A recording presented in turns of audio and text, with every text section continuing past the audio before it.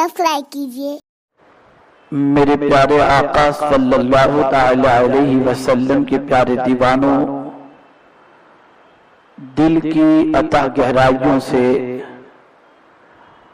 आप सबको और मुसलमानान आलम को माह रमजानुल मुबारक सय्यदुश्शुहूर की आमद मुबारक हो। अल्लाह रब्बुल इज्जत जल्ल जलालुहु रहमत मग़फ़िरत और जहन्नम से नजात पाने वालों में हम सब का शुमार फरमाए। माह रमजानुल मुबारक जिसकी आज पहली शब है, पहली तरावी हम लोगों ने पढ़ी और रब के करम और उसके हबीब सल्लल्लाहु अलैहि वसल्लम के सदक़ो तो फैल माह रमजानुल मुबारक हम सबको नसीब हो गया।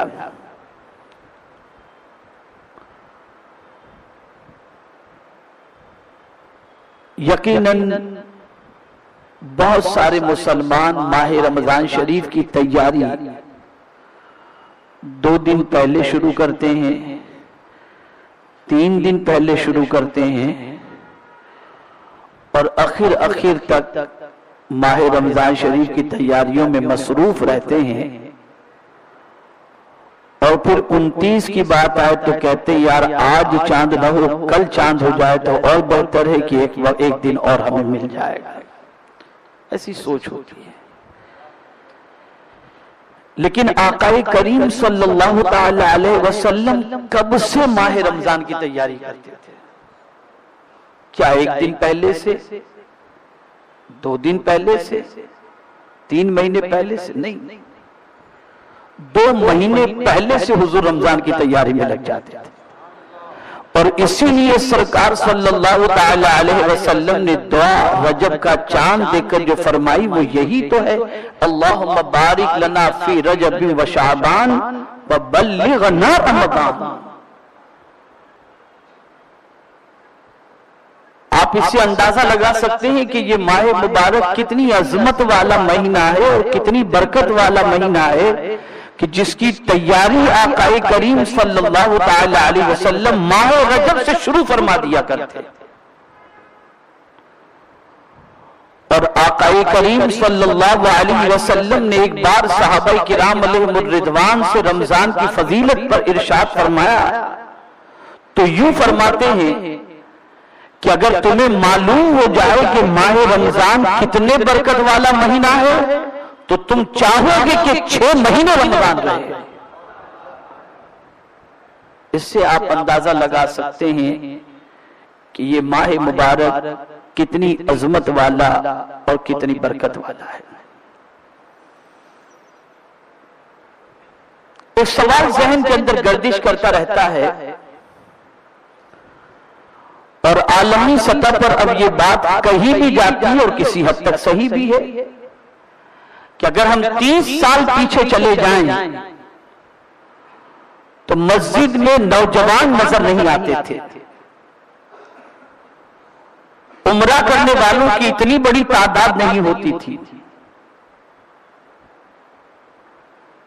तिलावत करने वालों की तादाद नहीं होती थी।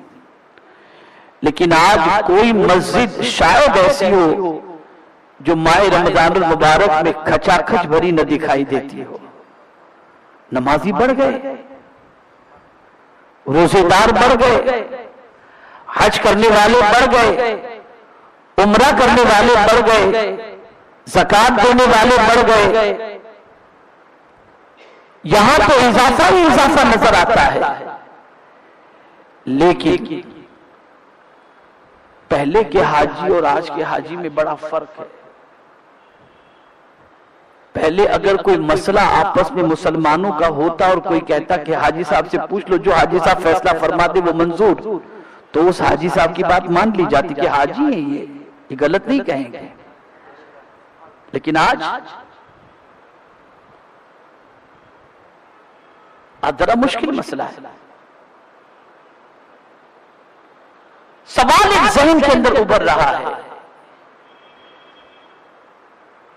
कि नमाजी तो बढ़ गए روزے دار بڑھ گئے، حج و زکات دینے والے بڑھ گئے، عمرہ کرنے والے بڑھ گئے، لیکن کیا مسلمانوں کی زندگی بھی بدلی ہے اور ان کی عادات کے اندر کوئی تبدیلی آئی؟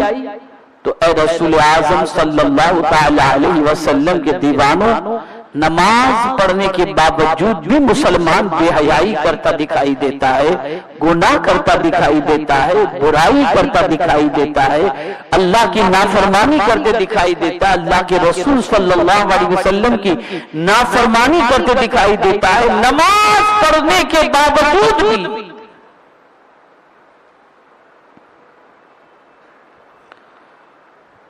تو وجہ کیا ہے؟ سبب کیا ہے؟ اچھی طرح سے ذہن میں رکھیے گا تو روزے کا مقصد بھی پیش نظر رہے گا اور روزے کی حفاظت کا جذبہ بھی پیدا ہوگا۔ جب تک مسلمانوں کی نظر عبادت کے مقصد پر تھی تو عبادت رنگ لاتی تھی، اور جب سے عبادت کے مقصد سے توجہ ہٹی اور صرف ایک رسم رہ گئی، مقصد فوت ہو گیا، زندگی جیسی تھی ویسی ہی نظر آ رہی۔